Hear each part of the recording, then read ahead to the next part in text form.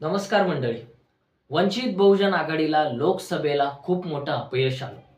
या अपयशाला खचून न जाता वंचित बहुजन आघाडी पुन्हा एकदा मैदानात उतरली असं दिसतंय.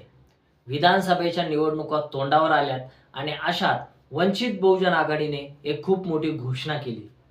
घोषणा अशी आहे की त्यांनी 25 जुलैपासून आरक्षण बचाव यात्रा सुरू केली. या यात्रेचा शुभारंभ 26 जुलैपासून कोल्हापूर येथून सुरू होणार आहे.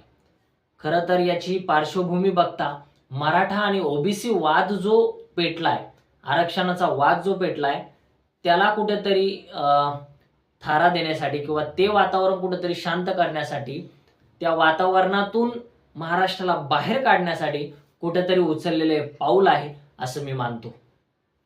ओबीसी, एससी, एसटी ह्या सर्वांचं आरक्षण वाचलं पाहिजे.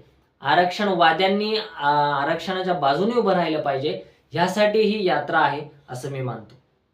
25 जुलैला खरं तर यात्रेची सुरुवात होणार आहे. चैत्यभूमीपासून ही यात्रा सुरुवात होणार आहे. त्याच दिवशी पुण्यामध्ये फुले वाडा इथे महात्मा फुलेंना अभिवादन करून ही यात्रा कोल्हापूरच्या दिशेने निघेल आणि 26 जुलैपासून कोल्हापूरमधून शाहू महाराजांना अभिवादन करून ही यात्रेची सुरुवात होईल आणि सांगलीकडे यात्रा रवाना होईल. 26 जुलै निवडण्यामागचं कारण असं आहे की 26 जुलै रोजीच छत्रपती शाहू महाराजांनी आपल्याला आरक्षण दिलं होतं, तमाम जनतेला आरक्षण दिलं होतं. 26 जुलैला आरक्षण दिवस आपण म्हणू शकतो.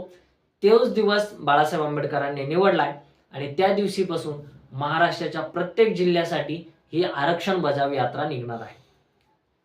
ओबीसीचं आरक्षण वाचलं पाहिजे, एससी एसटीच्या आरक्षणात पदोन्नती मिळाली पाहिजे, अशा अनेक मागण्या घेऊन वंचित बहुजन आघाडी श्रद्धेय बाळासाहेब आंबेडकरांच्या नेतृत्वात आरक्षण बचाव यात्रा काढते. मित्रांनो, कुठल्याही राजकीय पक्षांनी ठोस भूमिका आतापर्यंत घेतलेल्या नाही आरक्षणाच्या बाबतीत. मग तो मराठ्याचा आरक्षणाचा इश्यू असो, ओबीसी आरक्षणाचा इश्यू असो, कुठल्याही आरक्षणाच्या बाबतीत कुठल्याही राजकीय पक्षाने वन साइडेड कुठलीही भूमिका घेतलेली नाही. वंचित बहुजन आघाडी त्याला अपवाद आहे आणि एकमेव राजकीय पक्ष वंचित बहुजन आघाडी आहे की ज्यांनी एक ठोस भूमिका घेतली की मराठा आरक्षण हे वेगळं असायला पाहिजे आणि ओबीसी आरक्षणाचं ताट हे वेगळं असायला पाहिजे.